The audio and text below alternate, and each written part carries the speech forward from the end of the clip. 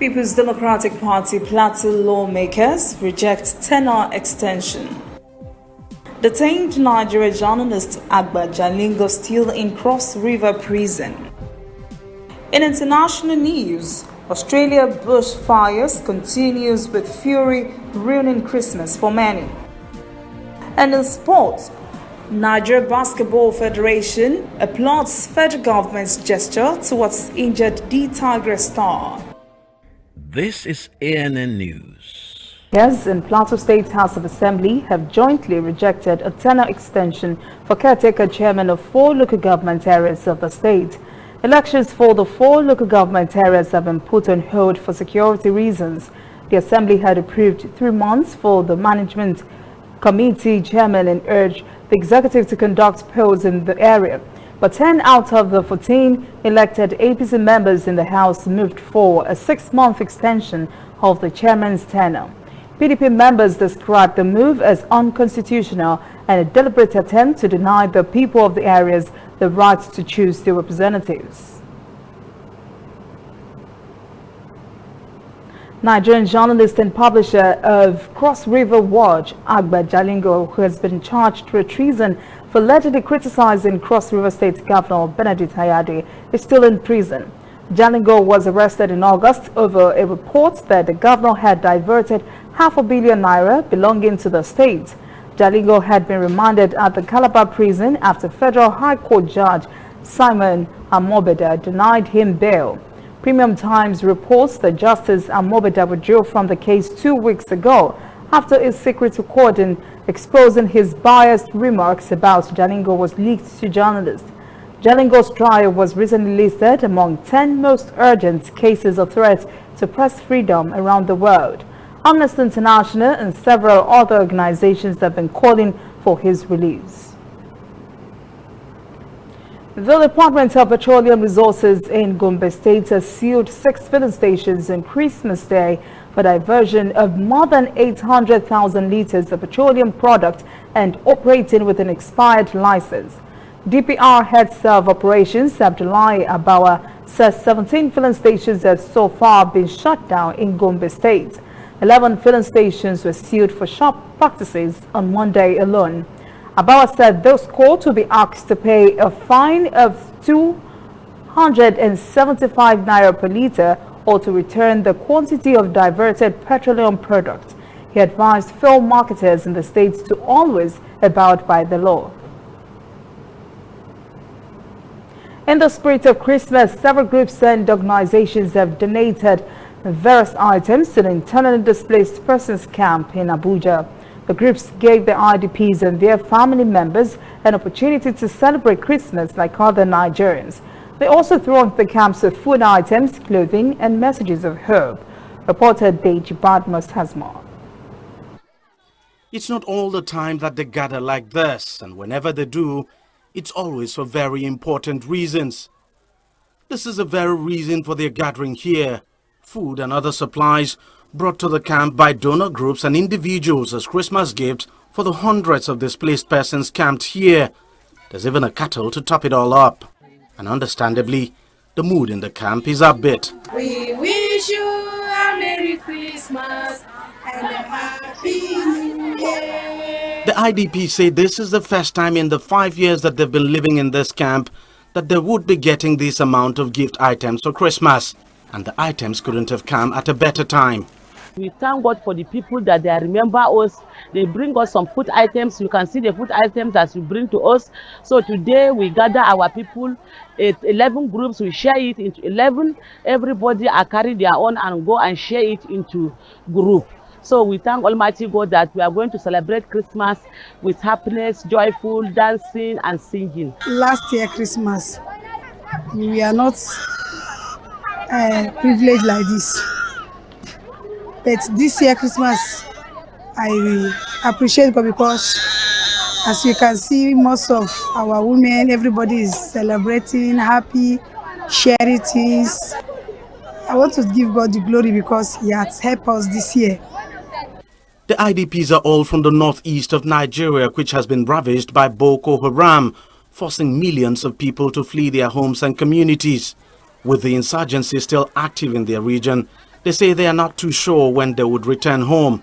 We hope that things will be better so that we can go back to our various villages. Because to be staying in this area is not that we wish to, but we are all praying that everything will be okay so that we can go back to our home. The new year, what we are begging the federal government on is to, as far as our place is not yet ready for we to go back, we are begging the federal government to locate us into Nasarawa, where we can have land access to farming, because out of 100% in Northeast, 85% would depend on farming. So I think for the government as well, that you find somewhere part of Nasarawa and locate it where we can get where to farm. I think that's the only problem we have. While they wait for that to happen or possibly return to their homeland, they say they will simply enjoy this Christmas and pray for more like it.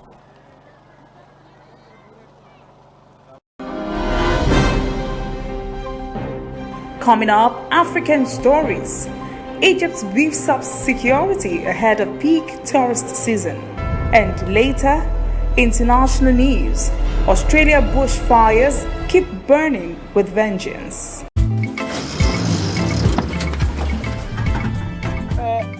I go. I feel like saying the food don't take time finish. When they're supposed to buy food, they will not buy. We look here. It's still the same 200 naira food. We will still buy. Oh, get to 200. They can put your usual bill. Yes, but you go add 888. Join them. It's a big level.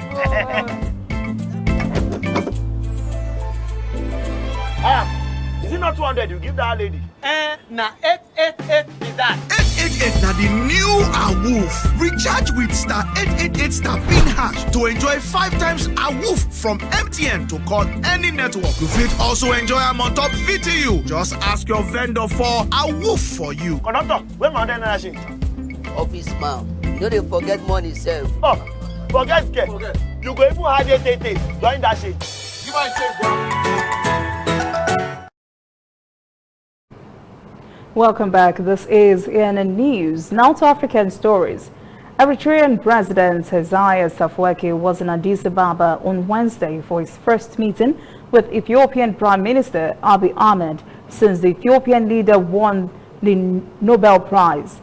The Nobel Committee had recognized and honored Ahmed's effort to bring peace to the region by negotiating an end to the sparring between the two neighbors. While in Ethiopia, Afwerki is expected to also discuss bilateral issues with government officials. Eritrea and Ethiopia fought a border war from 1998 to 2000 in which an estimated 80,000 persons were killed. Abiy stunned observers at home and abroad when he reached out to Afwerki shortly after he assumed power last year. Since the two leaders met in Eritrean capital Asmara last year, they have reopened embassies and also resumed flights. They have also held a series of meetings across the region. Egypt has stepped up security at its tourist site to protect visitors, and this is to avoid terrorist attacks at holidays resorts like Sharm el-Sheikh, Hurghada, and other monument sites. ISIS terrorists killed 50 soldiers in 2015 at a military base located just 250 miles from where more than 10 million tourists visit each year. Yazar Hakim has the story. Tourists come to visit the ancient monuments, but they also enjoy the beaches and sunny weather in Egypt rather than the cold winter elsewhere.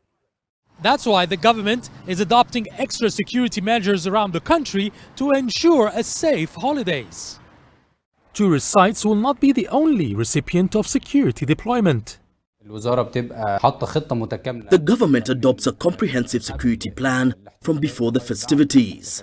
More than 200,000 policemen and officers are involved. There is a security zone around churches and cathedrals. The last surveillance equipment are being installed. The strategy is to abort any operations before it happens.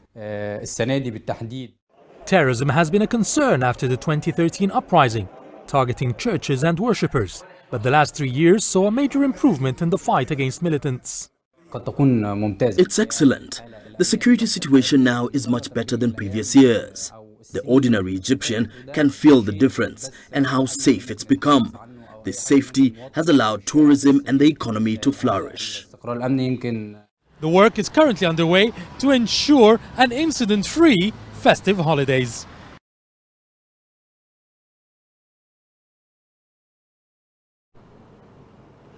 Senegalese fishermen appear squeezed by rising sea levels, pushing them and their families to live in tighter spaces. They also have found they have to move further into the sea to get good hauls of fish. Buildings along the coast of a fishing town have been destroyed by rising sea levels, and fishermen are now wary of leaving their boats. Every day, at least 250 pirogues head to sea. Pirogues are locally handcrafted boats. They have been used for decades, but something has changed for fishermen in Senegal's Saint-Louis. They're coming back to shore with less fish in tow. At the moment, there are less fish in the surrounding area, so we have to go further and further out in the open sea to make a good catch. In Saint-Louis, the Senegal River spills out to the Atlantic Ocean. Less fish forces fishermen to go further into the Atlantic, a dangerous route.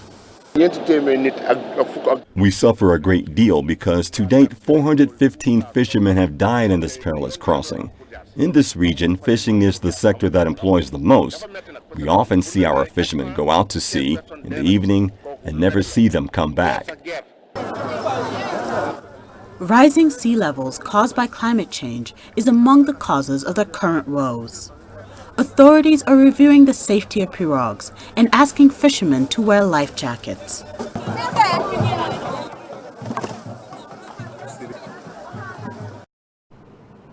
The spirit of Christmas is enduring in South Africa, in the country's largest city, Johannesburg, where there were some good Samaritans that provided homeless persons with food.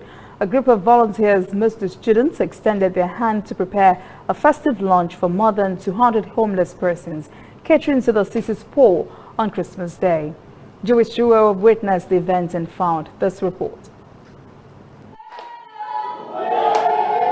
This year, these students are hoping to bring a little Christmas joy and restore some dignity to those who need it most. In my culture, food brings people together.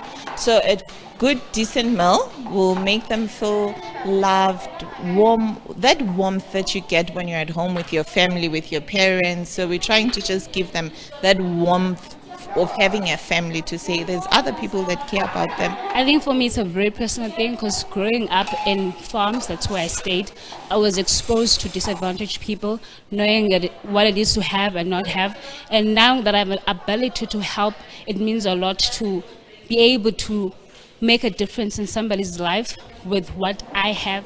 Today we're having beef, chicken and rice and lots of veggies, beetroot, carrots, potato salad. So we want it to be like a Christmas full meal that will be not like an ordinary meal that I have on a daily basis. So that is why we want to make it special and going all out.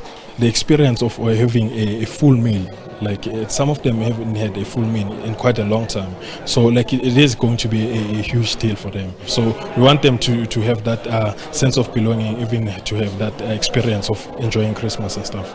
Teboho has lived on the streets for over 10 years. After dropping out of high school, he made his way to the streets of Johannesburg searching for work. Instead, he found a life of drugs and hardship.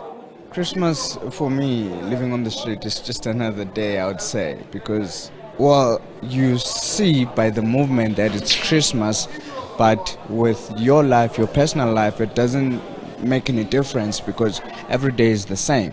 I feel special right now that I'm talking to you guys, you know, because when you're on the streets, you are treated as a dog or just an animal, you know. It's estimated Johannesburg has over 7,500 homeless people. Christmas seems to bring out the best in us. The spirit is all about bringing peace and joy to the world. But all this goodness around a date has its downside. Christmas doesn't come every day for Johannesburg's less fortunate. After this meal, the prospect of returning back out on the streets is a reality for many here, without knowing when their next meal will be. When we return, international news. Australia bushfires keep burning with vengeance. And later, Sports. Niger Basketball Federation applauds federal government over injured D-Tiger star. On the international scene, Australia is still reeling from wild bushfires that have kept firefighters battling blazes through Boxing Day. Temperatures are forecast to reach the mid-40s again as heat moves from South Australia to New South Wales later in the week. It was not a relaxed family Christmas celebration for thousands of Australian firefighters who spent Wednesday containing active blazes and certain strategic fire breaks around ongoing blazes. Severe to extreme fire situations are expected by Monday and Tuesday. In some parts of Australia where bushfires are active, conditions have been upgraded to a watch and act warning. Residents and visitors have been advised to move to safer areas as the bushfires may threaten their safety. Some 2,500 homes in Queensland had no power at a point on Christmas Day. Severe thunderstorms were blamed for power outages in the Gold Coast and Brisbane suburbs of Gravett and Morningside.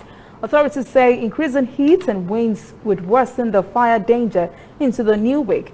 Monday and Tuesday have been designated as the most likely days for the most significant fire weather. The dangerous conditions are projected to continue into the new year, a time of year when holidaymakers escape the city for campgrounds, national parks and states forests. Lebanon's economy is in a quagmire. Lebanese currency, the pound, is in turmoil after weeks of protests that were set off by allegations of corruption. Protesters charged the government of wasting public money and have shown disdain for a proposed tax and WhatsApp call. Atani Cornell reports on the Lebanese economic crisis. Next to Beirut's Martyrs Square, a group of volunteers are offering a free Lebanese meal known as manouche to passers-by. Welcome, enjoy. The idea started after a man committed suicide because he couldn't afford £1,000 to buy his daughter manouche. We don't want others to do the same, so we started giving away free manouche. People are taking drastic measures. Times have been very tough for everyone here. Jobs are scarce and pensions have been slashed. Once bustling streets are now quiet, as many stores and cafes have shut. Nearly a third of the population is now living below the poverty line. Paul's restaurant on Beirut's popular Jameze Street still attracts some clients, but it's certainly not the numbers it used to. We are affected comparing last year 80%. And during the revolution we closed 7 branches. Completely for 3 weeks. They are not consuming like before. I mean, they used to come for breakfast, now they come, they take coffee and they leave. Lebanon has the third highest debt to GDP ratio in the world. Attacks on Lebanon's banks have been common, as many protesters blame the banking system for the collapse of their economy. And now many are accusing the banks of holding their money hostage. A scarcity of US dollars in the country has banks capping weekly withdrawals to a maximum of $300, while the Lebanese pound has lost roughly 30% of its value against the USD in the local black market. Lebanon's central bank has instructed banks to cut interest rates on both foreign and domestic currencies, which led to a warning from ratings agencies Fitch and Moody's of a deterioration in the status of Lebanon's banks. Our money at the banks are being hijacked, literally hijacked. In the end, when you're dealing with people money, you're dealing with something more important than their lives. And now that trust has broken. And it's not going to be repaired anytime soon. In October, former Prime Minister Saad Hariri unveiled an economic reforms package that could unlock some $11 billion in funds from international donors. Yet all that is on hold until Lebanon's new Prime Minister, Hassan Diab, forms a new government and confidence in the country's banking sector is restored. And it could take even longer still to restore the people's trust in their government. Christmas is a major holiday in most of the world and is becoming increasingly popular in China. As Shenli reports, a Beijing amusement park marks Christmas with a parade light show. With dozens of rides spread over 7 theme zones, Happy Valley is among the biggest and sleekest of the amusement parks in the Chinese capital and is all geared up for the holiday season. In China, Christmas is often celebrated as a happy occasion for get-togethers of friends, relatives, or your loved one, with or without religious attachment. And here at the Happy Valley is one of the best places in Beijing to soak up the festive atmosphere. It was especially popular on Christmas Eve, where visitors were treated to a special show.